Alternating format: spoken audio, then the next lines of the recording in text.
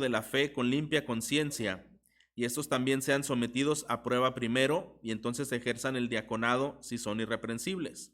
Las mujeres asimismo sean honestas, no calumniadoras, sino sobrias, fieles en todo. Los diáconos sean maridos de una sola mujer, y que gobiernen bien sus hijos y sus casas, porque los que ejerzan bien el diaconado ganan para sí un grado honroso y mucha confianza en la fe que es en Cristo Jesús. Esto escribo, aunque tengo la esperanza de ir pronto a verte, para que si tardo sepas cómo debes conducirte en la casa de Dios, que es la iglesia del Dios viviente, columna y baluarte de la verdad. E indiscutiblemente grande es el misterio de la piedad. Dios fue manifestado en carne, justificado en el Espíritu, visto en los de los ángeles, predicado a los gentiles, creído en el mundo y recibido arriba en gloria.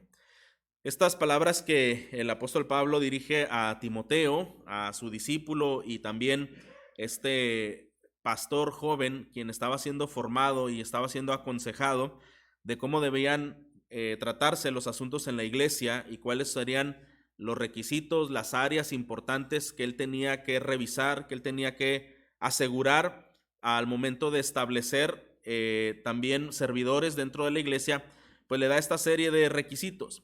Pero algo que llama mi atención, hermanos, es cómo inició este ministerio del diaconado, porque vamos a hablar acerca de hombres preparados para servir. Es como he titulado a este mensaje, hombres preparados para servir. En el libro de Hechos, capítulo 6, es la primera vez que se menciona este ministerio. Y usted recordará que en Hechos 6 lo que está ocurriendo es que los apóstoles estaban predicando, estaban ministrando, pero había muchas necesidades dentro de la iglesia. Y decía que comenzó a haber una contienda entre las mujeres viudas griegas y las mujeres judías. Entonces comenzó a haber ahí una serie de malos entendidos y decir, bueno, atienden primero a las judías o quizá tienen preferencia por las griegas, porque era mucha la tarea y los apóstoles no se daban abasto. Entonces los apóstoles llevan una propuesta a la iglesia y ellos dicen, no es justo y ni siquiera es posible que nosotros que estamos dedicados a la palabra y a la oración también tengamos que servir las mesas, siendo unos cuantos apóstoles, y sabíamos que la iglesia había crecido en miles, ¿verdad?, de personas reunidas. Y entonces la propuesta que hacen estos apóstoles es, vamos a reunir de entre vosotros, ¿verdad?, a varones. Entonces esto es un plan diseñado por el Señor, ¿verdad?, revelado en la sabiduría de los apóstoles. Vamos a nombrar a varones. Pero llama mi atención que los varones que iban a nombrar tenían que tener ciertas cualidades en su vida, ciertas cualidades de carácter. No es, vamos a poner este estándar y ya una vez que tú seas elegido, tienes que trabajar en estas áreas. No fue de esa manera, ¿sí me explico, hermanos? Las personas que fueron llamadas ya poseían esas cualidades de carácter, ¿verdad? Entonces lo único que hicieron fue confirmar este llamado de acuerdo a que la iglesia aceptara el testimonio de estos 7 primeros diáconos que fueron llamados. Y por esa razón, hermanos, estamos hablando de varones preparados para servir, porque algo que el Señor espera es que estos requisitos, que estas cualidades no son únicas de los servidores públicos en la iglesia. Es decir, aunque es los requisitos del diaconado, realmente estos requisitos encajan y deberían ser en todos los siervos del Señor, en todos los creyentes del Señor en las iglesias. ¿Estamos de acuerdo, hermanos? Entonces, creo que esto nos va a servir como un precedente, nos va a servir desde luego como un estándar de cómo nuestra vida debe ser modelada en el Evangelio a través de estos rasgos distintivos. Y entonces, estas personas que estaban listas, sirviendo en sus hogares, teniendo una devoción privada con el Señor, sincera, genuina, solamente fueron llamados por el Señor para ocupar estas funciones. Así que, hermano, mi deseo es poderlo animar esta mañana a que usted esté preparado todo el tiempo para servir al Señor. ¿Está de acuerdo, hermano? Y esté preparado no solo para servir en un cargo público, esté preparado para poder servir de la mejor manera en su hogar, esté preparado para servir de la mejor manera ante otros hermanos y desde luego estar preparados para otro tipo de servicios que puedan requerirse dentro de la iglesia. Así que, hermanos, la función de los diáconos era llevar a cabo, bajo la supervisión de los ancianos o de los apóstoles en ese entonces, algunas tareas menos deseadas en la iglesia, y así los ancianos podían centrar en su atención en cosas espirituales. Así que el prototipo de lo que llegaría a ser más tarde el oficio de diáconos, ya después se puede entender así, algo que se estandarizó, algo que se oficializó. Bueno, los requisitos para este oficio son tan estrictos como igual que el de los mismos pastores, ¿verdad? O ancianos. Si nosotros leemos ambos requisitos, no hay mucha diferencia. La diferencia, y otra cosa, hermano, vamos a distinguir tres listas. Una es los requisitos de pastores, otro es los requisitos de diáconos y otro es los requisitos de cualquier creyente nominal. Ahora, ¿sabe cuáles son las diferencias entre cada uno? Mire, la diferencia únicamente entre pastores y diáconos es que el pastor o el anciano tiene que ser apto para enseñar. ¿Usted sabía eso? De ahí en fuera, los requisitos son los mismos, pero solamente es que fuera apto para enseñar.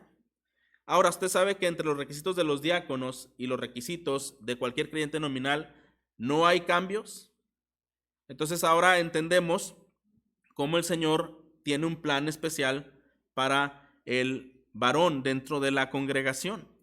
Y bueno, pensando en estos requisitos que acabamos de leer, vamos a ver que debido a esta naturaleza servicial del trabajo que se requiere en el diaconado, se requieren desde luego firmes cualidades de madurez y piedad. Y estas son las que vamos a ver una por una de acuerdo a lo que hemos leído. Por lo tanto, dice que los diáconos deben ser honestos. Y yo creo que todos tenemos una idea de lo que esta palabra abarca. Significa que deberían ser hombres serios y dignos de respeto, ¿verdad? Hombres serios y dignos de respeto.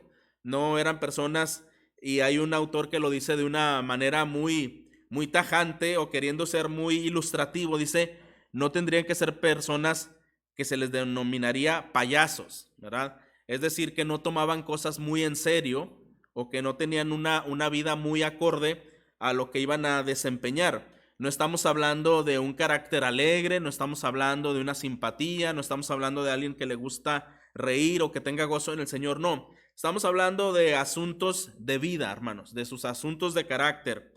Habla entonces que deberían ser honestos, sin algo oculto, ¿verdad? Sin algo diferente a lo que se conoce. Ahora es interesante que en el versículo 11 la misma palabra se usa con respecto a las mujeres, ¿verdad? Que deben ser sin doblez, pero literalmente aquí significa sin doblez en su hablar, ¿verdad?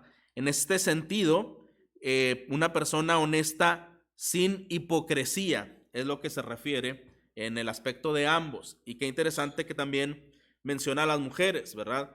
Que realmente tuvieran un lenguaje, una comunicación no dividida, no bipolar, sino un solo canal, una sola intención, una sola fuente de comunicación, no teniendo un doblez en su carácter, tanto en el hablar. Entonces deberían ser personas honestas y sin hipocresías. Es el mismo requisito que se da para los obispos en el versículo 3, que sean honestos. Entonces dice también que los diáconos no deben ser dados a beber mucho vino o codiciosos de ganancias deshonestas. Estos versículos nos dicen que los diáconos deben ser hombres de genuina espiritualidad, ¿verdad? Y tomando como referencia nuevamente Hechos 6:3, algunos de los requisitos ahí eran tres, ¿verdad? Que fueran llenos del Espíritu Santo, fueran de buen testimonio y fueran llenos de sabiduría, ¿verdad? Entonces, lo que se requiere, hermano, de una persona que el Señor llama a su servicio es que tenga una profunda y sincera espiritualidad. Es decir, que sí tiene una comunión con Dios verdadera, una comunión con Dios real. Dios es significativo, es importante, llama a su corazón, hay una relación directa, viva, está haciendo la obra en su vida. Este hombre considera a Dios más que cualquier otra cosa, es su consejero, es su amigo, es su confidente, ¿verdad? Esto es un hombre entonces que vive para el Señor, vive considerando a Dios, está lleno del Espíritu Santo, ¿verdad? Y por ende está lleno de sabiduría. Entonces, estos hermanos que habían sido asignados para estas tareas, se requería entonces también que no fueran codiciosos, no fueran dados al vino, ni buscadores de ganancias deshonestas, que fueran hombres de genuina espiritualidad. Específicamente deberían ser individuos que entiendan y guarden el ministerio de la fe, como dice aquí el apóstol, y utiliza la frase para que lo guardaran con limpia conciencia, es decir, buena conciencia. Pablo quiso decir que no debe haber nada en la conducta de estos hombres que esté en abierta contradicción a la creencia que profesan, ¿verdad? Que tendrían una vida cautelosa, correcta, que no sería de estorbo a su credo y también desde luego a su oficio o su ministerio. Entonces, en otras palabras, no deberían profesar una cosa y practicar otra. En el versículo 10, al igual que los obispos, hay un requisito igualmente, y dice, estos también sean sometidos a prueba primero y entonces ejerzan el diaconado si son irreprensibles. Tenían que demostrar su madurez antes de ser ubicados en un lugar de responsabilidad. Y es algo de lo que hablamos al principio, ¿verdad? Primero se veía esa madurez, esas cualidades, y es algo parecido, hermanos, como el llamado de Timoteo. Cuando Pablo estuvo visitando las iglesias, la iglesia misma es quien dio testimonio de Timoteo. La iglesia misma es quien hizo esta referencia de Timoteo al apóstol Pablo para que lo considerara como un joven que tomaba en cuenta, tomaba en serio las cosas de Dios. Así que cada persona que es llamada al ministerio o cada persona que es llamada al servicio tiene un respaldo por la iglesia local de acuerdo a su conducta, de acuerdo a su fe, de acuerdo a su espiritualidad que ha sido demostrada, y por eso dice, sean sometidos a prueba primero, ¿verdad? Y entonces es bueno, hermanos, a veces cuando pensamos en algunos hermanos que ayudan en ciertas tareas, que la iglesia los observa, ¿verdad? Es muy importante saber cómo nos conducimos ante ciertas circunstancias, ante ciertas decisiones, y todo esto tiene que ver, comunica algo de nuestra vida a los demás, y esto desde luego genera confianza, genera también credibilidad. Así que dice también el apóstol, tendrían que ser sometidos a prueba primero, y el propósito que el apóstol Pablo menciona aquí no era exigir un procedimiento formal de prueba, o sea, no habla acerca de un tiempo, ni acerca de ciertas condiciones durante ese tiempo, sino más bien que esos hombres probaran su calidad cristiana a través del tiempo y por medio de las actividades ordinarias de la vida y el ministerio. Lo que simplemente esta persona lo sostiene durante todo el tiempo. Así que después de demostrar que había una irreprensibilidad, entonces decía aquí el apóstol, ejerzan entonces el diaconado, ¿verdad? Si son irreprensibles. Y como sabemos, en esta palabra irreprensible se ha enseñado que no significa una persona que sea acusada, sino que una acusación no es sostenida o no es consistente con su carácter y su demostración de vida durante todo el tiempo, ¿verdad? Que ha sido conocido. Así que esto es algo importante acerca de la irreprensibilidad, y es desde luego que mantenga una vida consistente. Y desde luego, hermanos, otra vez no se refiere a alguien que está limpio de cualquier acusación o de toda acusación, sino que tengan una conducta semejante a la de Cristo. Y esto es, creo que todavía más específico, ¿verdad? Una persona con una conducta conforme a la de Cristo. Ahora, habla de las mujeres y qué importante. Desde luego se asume que aquí no está hablando de diaconisas, sino que está hablando de las esposas de los diáconos. Aunque también puede pensarse que dentro de la iglesia, bueno, hay servidoras, no con un cargo oficial público, pero hay hermanas que sirven a la congregación. ¿No es así, hermanos? ¿Cree usted que también haya requisitos para las hermanas? Sí, ¿verdad? Y la Biblia no lo pasa por alto. Dice que las mujeres asimismo deben ser honestas. Esto es que deben ser dignas, ¿verdad?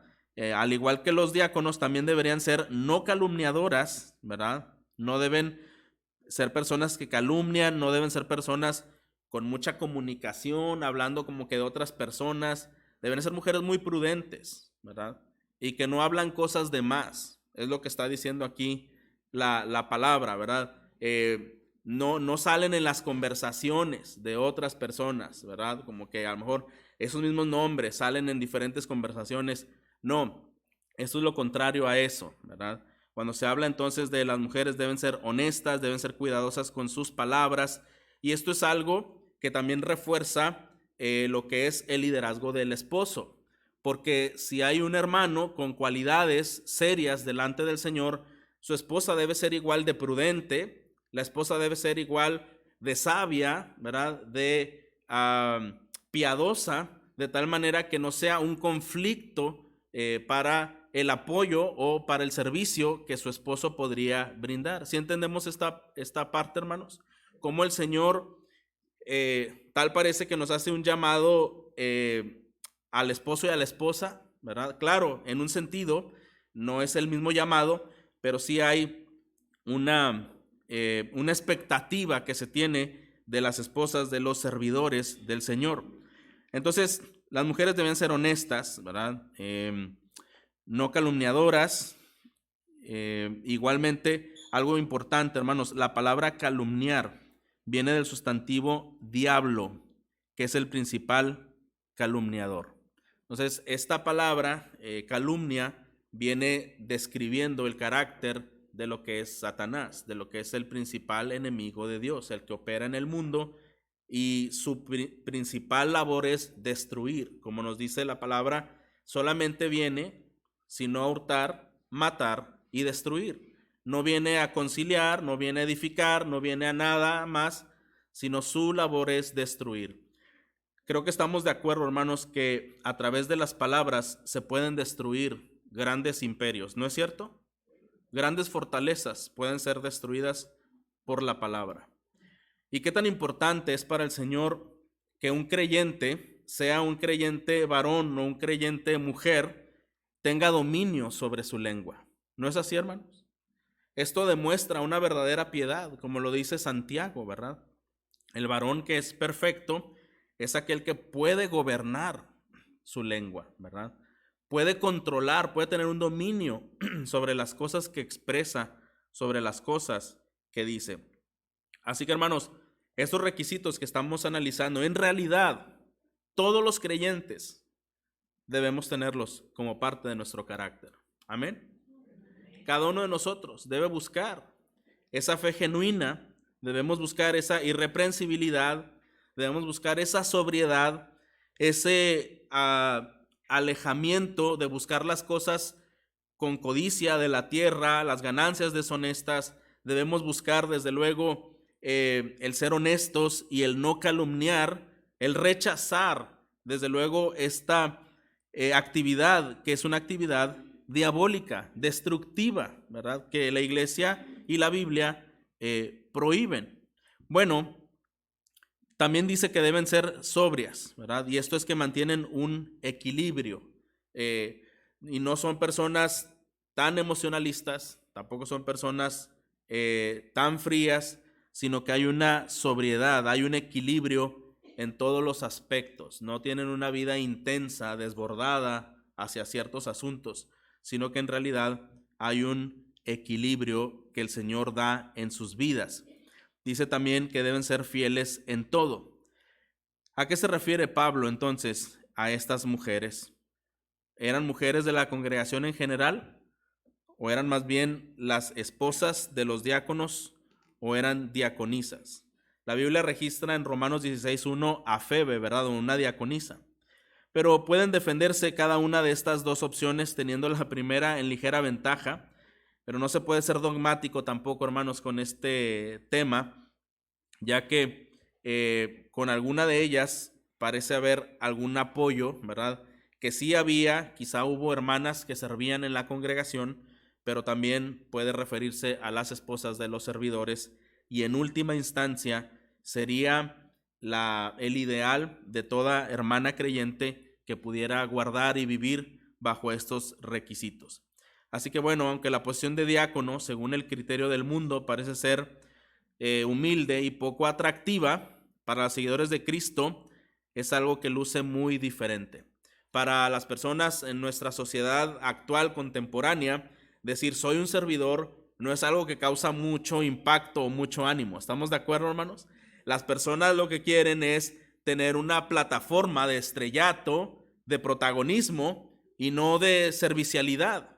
Al contrario, las personas aspirarían tener a su cargo personas que les sirvan. Y entre más personas te sirvan, pues más importante eres, más realizado puedes llegar a ser. Pero en la palabra de Dios nos damos cuenta que esto es completamente contrario. El Señor nos dice, dando ejemplo de Jesucristo, ¿verdad?, que no vino para ser servido, sino vino para servir y para dar su vida en rescate por muchos. Entonces el creyente no es que debe admirar o no es que debe en realidad aspirar ese estrellato de plataforma donde muchas personas le pueden servir a modo que el mundo lo hace. El creyente maduro, hermanos, es feliz y es gozoso sirviendo. Amén. Sirviendo y dando su vida en apoyo para otros en las formas en que el Señor le llame a servir, principalmente sirviendo a las personas quienes están bajo su cuidado, que son las personas de su familia, ¿verdad? Las personas a su alrededor, las personas de su congregación. Entonces, el servicio no es atractivo a los ojos del mundo, pero el servicio tiene desde luego un brillo muy excelente y muy sublime ante los ojos de Dios. Y cuando el creyente entiende que comienza a madurar y comienza a entrar en este proceso cada vez más cerca de ser hecho a la semejanza de Cristo, entre un creyente más llega a esa madurez, es más servicial, hermano, es más servidor. ¿Estás de acuerdo? Una persona no queriendo parecer o no teniendo rasgos que le hagan parecer al Señor Jesucristo, es una persona muy individualista, muy egocéntrica, ¿verdad? Hace poco leíamos 2 Timoteo 3, y qué interesante, 1 Timoteo 3 nos habla de un siervo, 2 Timoteo 3 nos habla de lo que era el carácter de los hombres en los últimos días, y el carácter de estos hombres era precisamente esto, eran personas muy egoístas, sin afecto natural, implacables, ¿verdad? No tenían consideración por nadie más y solamente buscaban ser servidos. Entonces, hermano, el creyente, cuando llega a avanzar en su madurez espiritual, cada vez se parece más y más a Cristo. Y el servicio le es, desde luego, una belleza, le es un deseo en su alma, poder servir, querer servir. Y es bueno, hermanos, que nosotros nos hagamos estos cuestionamientos, hermanos y hermanas. Si el servicio para nosotros llega a ser un anhelo en nuestro corazón, un deseo que queremos ejercer. Ahora, escúcheme bien, no el deseo de querer servir en una plataforma en donde nos puedan ver, ¿verdad? Porque quizá haya personas que dicen, bueno, quizá yo ahorita no soy muy atento, hermano, no soy muy amable, pero cuando yo llegue a estar en el púlpito o cuando yo llegue a ser un servidor reconocido por la iglesia, ahí las cosas van a cambiar. No, ¿verdad, hermano? No se trata de eso. El creyente que ha sido llamado a servir públicamente es porque se ha mantenido sirviendo en secreto. Amén. El creyente que ha sido llamado a servir en público es un creyente que se ha mantenido sirviendo en secreto. Y desde luego, hermanos, una persona que está sirviendo en secreto es esa persona que está madurando en su fe y pareciéndose cada vez más al Señor Jesucristo. Entonces, este es nuestro llamado, este es nuestro anhelo, que el Señor obre en nuestras vidas de esta manera. Ahora, aunque la posición de diácono, hermano, según el criterio del mundo, no es atractiva, los seguidores de Cristo es algo que es diferente, como lo hemos dicho, y quienes cumplen fielmente su función de servicio, dice aquí la palabra de Dios, ganan un grado honroso para sí, ganan un grado honroso ante sus compañeros cristianos que entienden y aprecian la belleza, humildad y el desinterés del servicio cristiano, y seguido de esto, que generan mucha confianza, ¿verdad? Generan mucha confianza. Mire, vamos a ver versículos 12 y 13. Los diáconos sean maridos de una sola mujer y que gobiernen bien sus hijos y sus casas, porque los que ejercen bien el diaconado ganan para sí un grado honroso y mucha confianza en la fe que es en Cristo Jesús. Y desde luego nos hemos mantenido hablando de lo que es servir primeramente al entorno familiar. Esto lo reafirma cuando dice en el versículo 12, los diáconos sean maridos de una sola mujer y que gobiernen bien sus hijos y sus casas. Desde luego que para poder lograr ese concepto se requiere mucho servicio en el hogar. ¿Está de acuerdo, hermano? Se requiere mucho servicio en el hogar. Y una persona que es un servidor en secreto, un servidor en su hogar, que sirve con la palabra, que sirve con su vida, entonces esta persona gana para sí un grado honroso y gana mucha confianza ante los demás.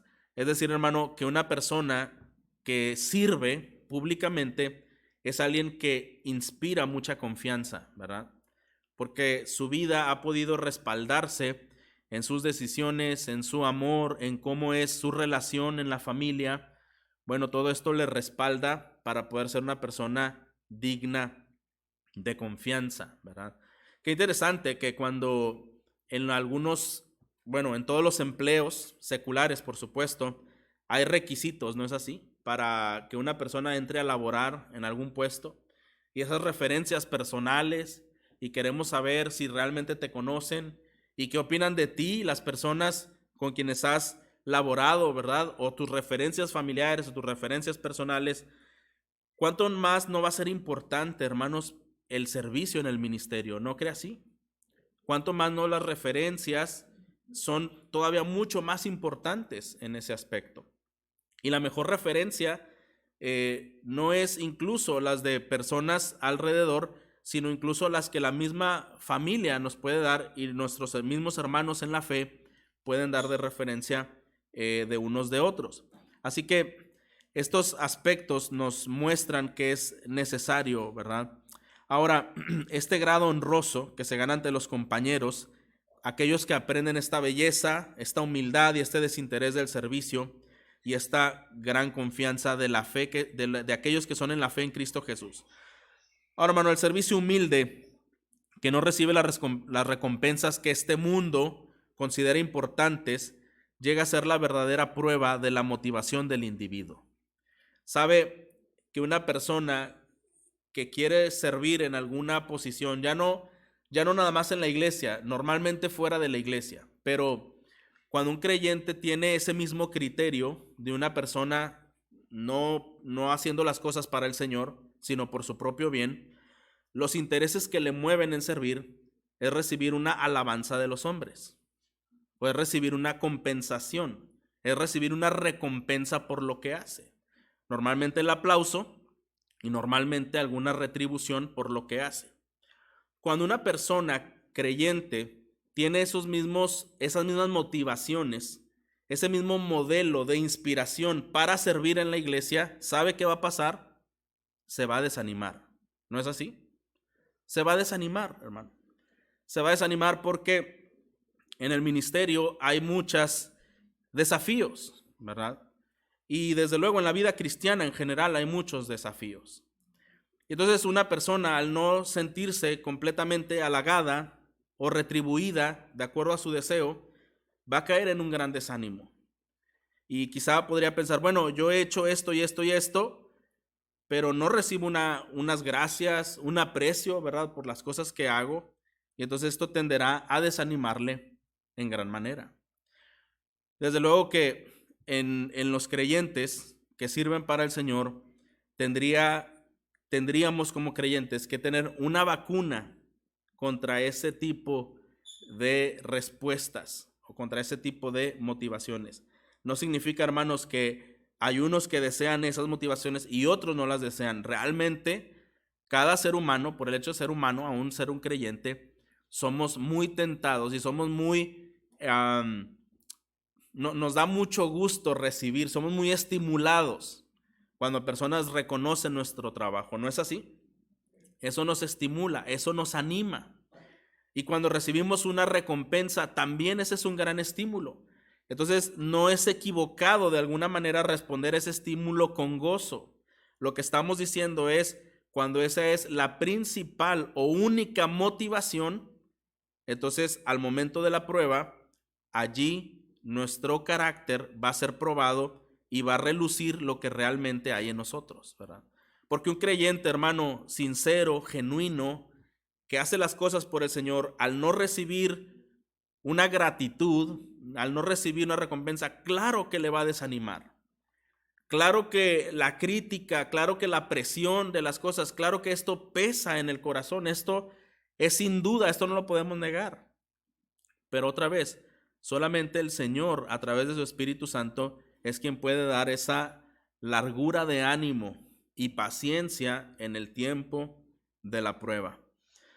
Así que estas son algunas de las razones por qué las motivaciones del individuo se descubren cuando nuestros motivos, nuestro espíritu de servicio es guiado por la semejanza a Cristo o por un deseo personal.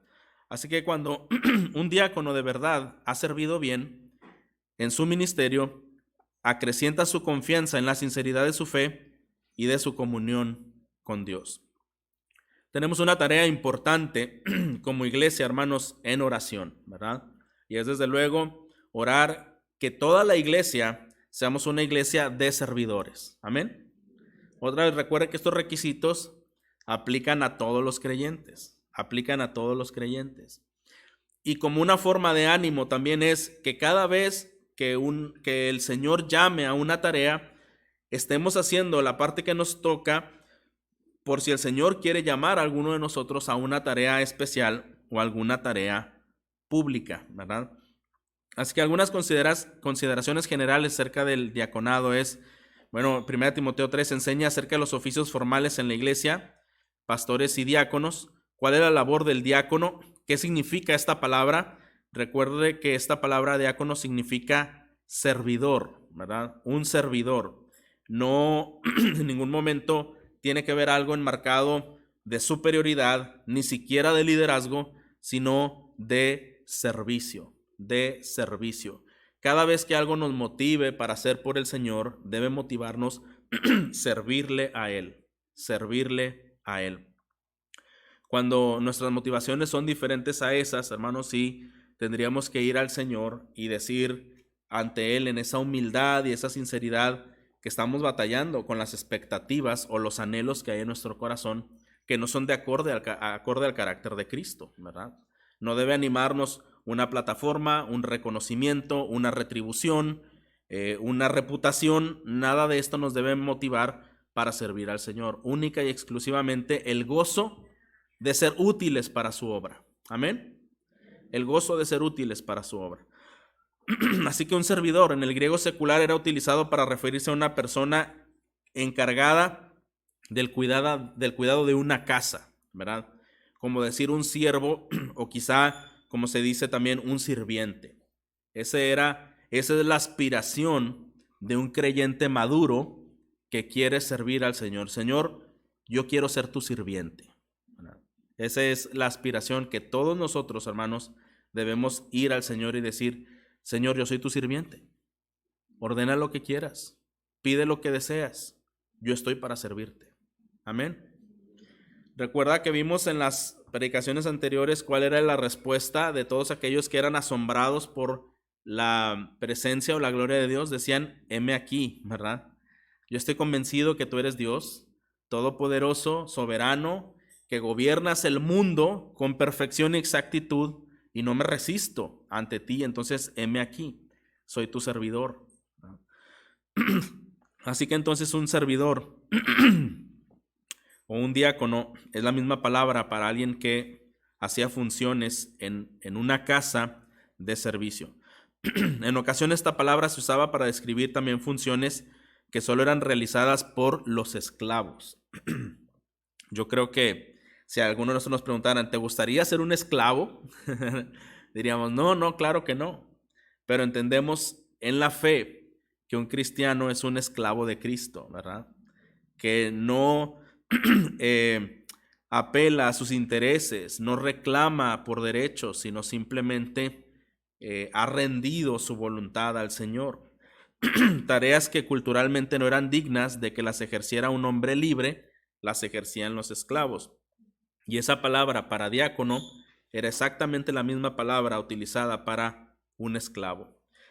En el Nuevo Testamento, las personas que sirven las mesas se les llama diáconos. Esta era la razón principal por qué se asignaron diáconos en Hechos 6.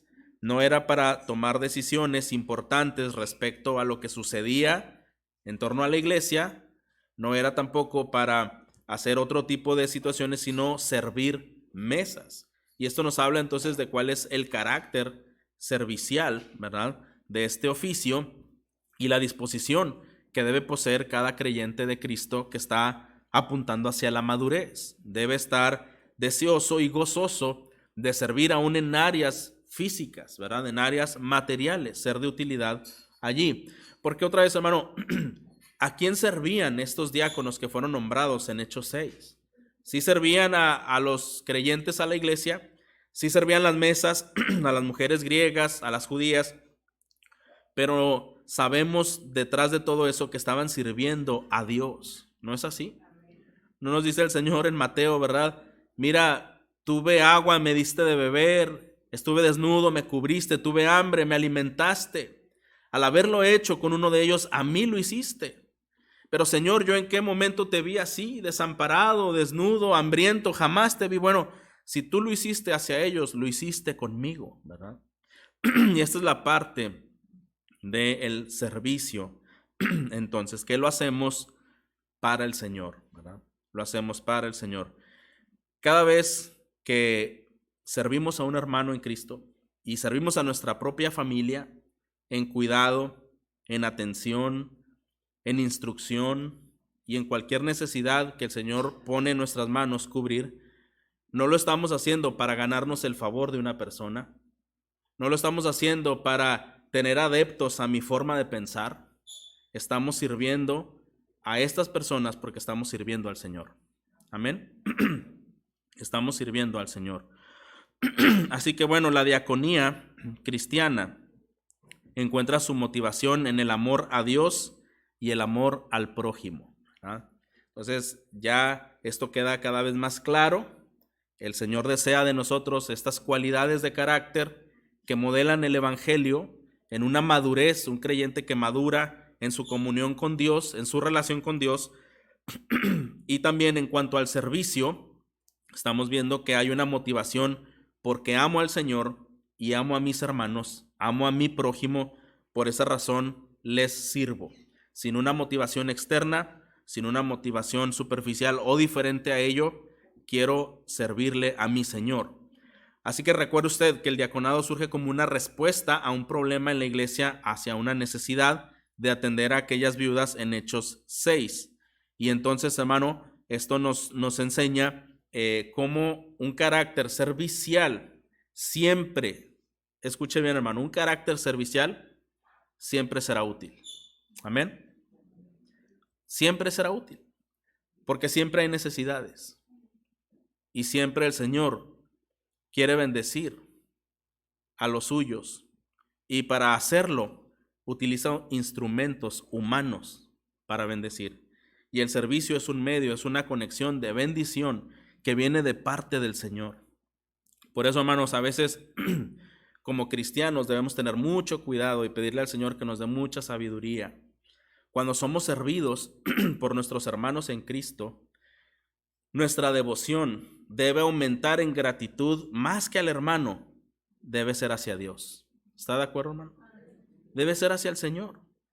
Porque esa atención que recibimos de un hermano en Cristo, de una hermana en Cristo, ese amor, ese cuidado, ese consejo, esa paciencia, todo lo que quisiéramos en este momento apuntar hacia actitudes que son de bendición, todo eso son el reflejo de una persona que camina con el Señor y que lo hace dentro de una familia de la fe, dentro de una iglesia. Esto lo hemos dicho antes, que si alguno de ustedes es servicial conmigo, yo no puedo creer solamente que, bueno, pues todos los demás hermanos son X, ¿verdad? Pero este hermano en especial, pues es muy bueno para conmigo. En realidad, hermanos, todos los hermanos de la iglesia son parte del mismo cuerpo de Cristo. Y ese hermano que ha extendido su benevolencia de alguna manera está representando a la iglesia. Por lo tanto, mi gratitud es al Señor y hacia la iglesia por la vida de ese hermano, ¿verdad?, que se muestra de esa forma especial.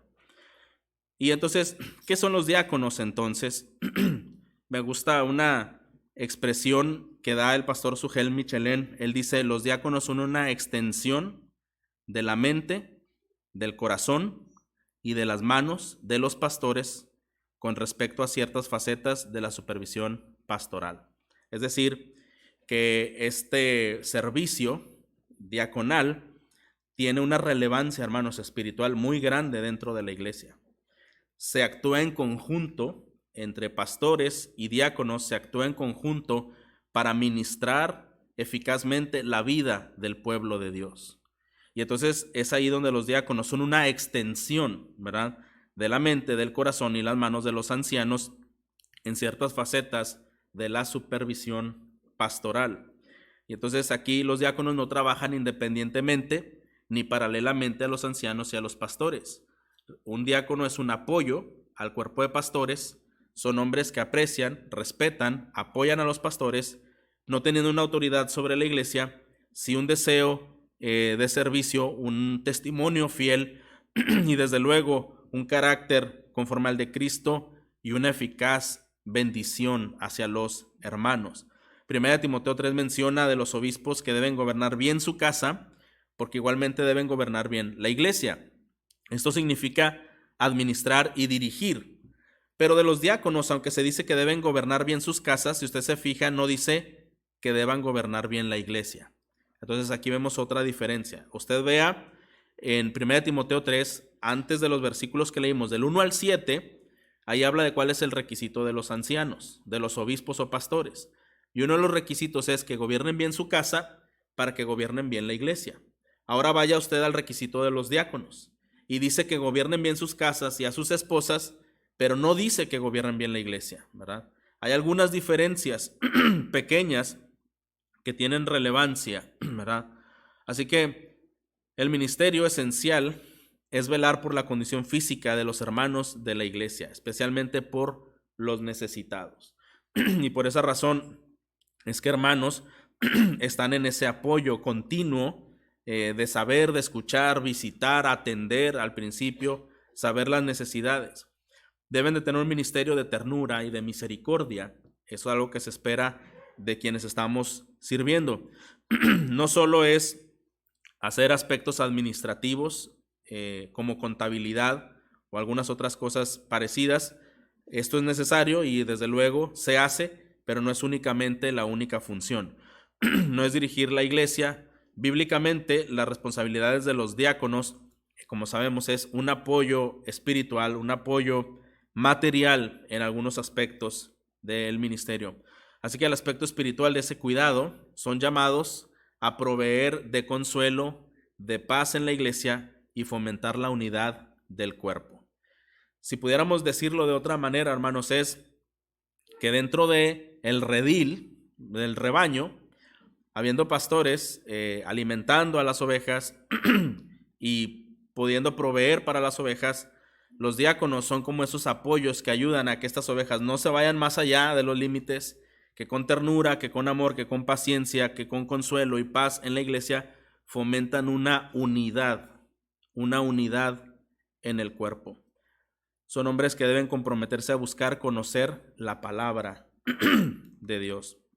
Así que, hermano, esto resulta en éxito cuando hay unidad espiritual en las funciones de la iglesia, cuando hay un solo llamamiento y hay un solo objetivo, cuando entendemos cuáles son los requisitos de unos, de otros, y cuál es el llamado y lo que se espera del Señor sobre nuestras vidas y nuestro servicio. Cuando esto es claro y estamos dispuestos y animados a hacerlo, entonces el Señor será glorificado a través de nuestro servicio voluntario de amor al Señor y de amor al prójimo. Así que es un llamado a asistir a los pastores en el diaconado. Son apoyo y gracias a Dios, hermanos, en verdad, por los hermanos diáconos, especialmente pues los hermanos de esta congregación.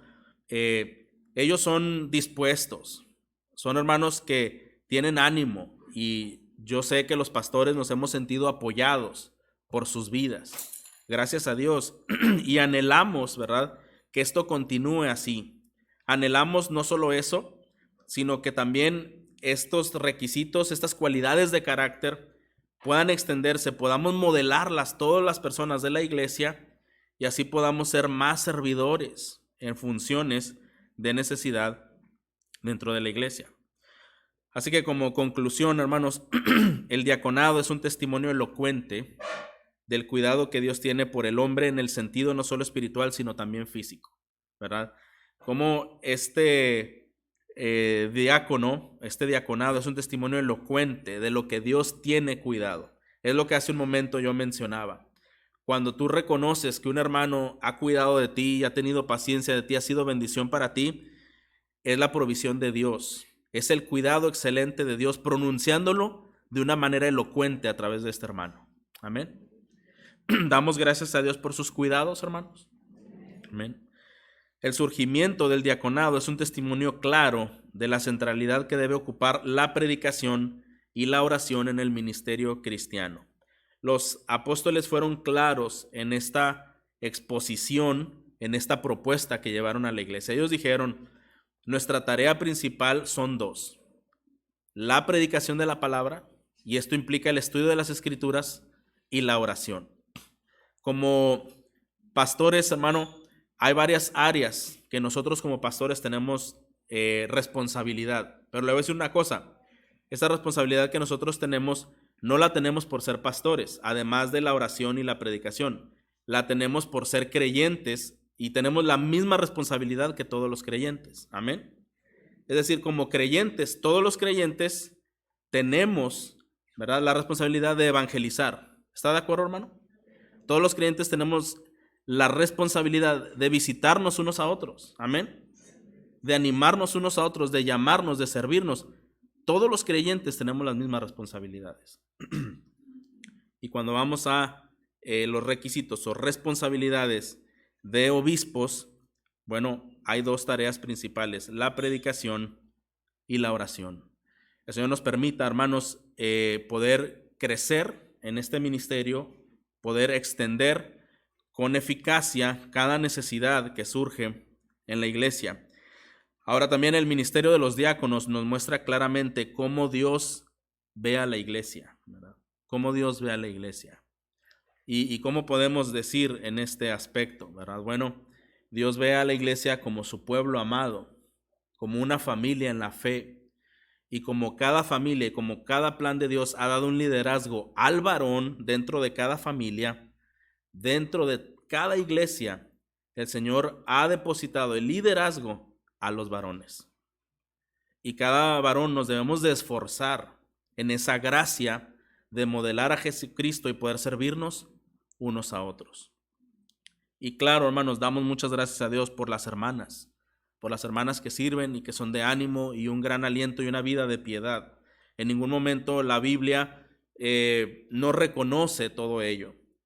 Pero lo que el Señor nos quiere animar a través de estos pasajes es nuevamente ayudarnos a comprender el diseño de Dios y sus propósitos perfectos, ¿verdad?, para la iglesia y su gloria. Así que la iglesia debe comprender lo que el diaconado bíblico es por encima de un diaconado tradicional o cultural, que fueron ejemplos que ya mencionamos. Y la iglesia debemos estar orando por hombres que desarrollen este oficio de acuerdo a los estándares bíblicos. Y una última cosa: toda la iglesia debemos estar orando para estar preparados cuando se nos requiera. Amén. Estar preparados cuando se nos requiera. Y yo quiero terminar haciendo simplemente algunas preguntas antes de orar. No hay que responder, desde luego, solamente hay que pensar. ¿Qué pasaría si, no sé, quizá aquí a lo mejor, aquí traemos unas propuestas, déjenme decir algunos nombres, ¿verdad? Y lanzamos algún nombre de algún hermano en la congregación. La pregunta es: ¿usted estaría preparado para servir? Quizá va a decir más o menos, ¿verdad? 60 sí, 40 no, o algo así. Obviamente, hermano, no se busca ser perfectos, pero se busca vivir en la gracia del Señor modelando estas cualidades de carácter. Bueno, otra pregunta más que podría hacer es: ¿A quién cree usted que el Señor quiere usar para su servicio?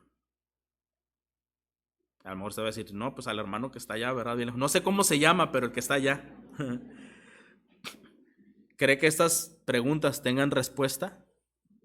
¿Sí? ¿Usted sabría esa respuesta? ¿Sí? Ahora, pues vamos a ser más directos, ¿verdad? ¿Qué tendríamos que hacer sabiendo todo esto que hemos analizado esta mañana? ¿Qué cambios tendríamos que hacer? ¿Qué decisiones tendríamos que tomar sabiendo lo que ya sabemos y haciéndonos estos cuestionamientos? ¿A quién quiere el Señor llamar a su servicio? A creyentes, ¿verdad? A creyentes, a los que han nacido de nuevo, a los que viven en una comunión sincera, genuina con el Señor, que están creciendo en su madurez cristiana. A ellos el Señor quiere llamar a servir. Yo creo que usted y yo, hermano, nuestro anhelo es crecer en nuestra madurez espiritual, en nuestro amor por Dios y los hermanos, y agradar a Dios en cada aspecto de nuestra vida. ¿No es así? Entonces, hermanos, si este es lo que hay en nuestras vidas, ¿por qué no oramos juntos, verdad? Esta mañana y pedimos al Señor que nos ayude a ser cada vez más conformados a la imagen de Cristo, que cada uno de nosotros, hombres y mujeres, seamos servidores del Señor y que el Señor provea de servidores en cargos públicos de la iglesia, personas con estas características espirituales que puedan ser modeladas en la congregación y así la iglesia sea guardada de cualquier situación difícil en la iglesia. Amén.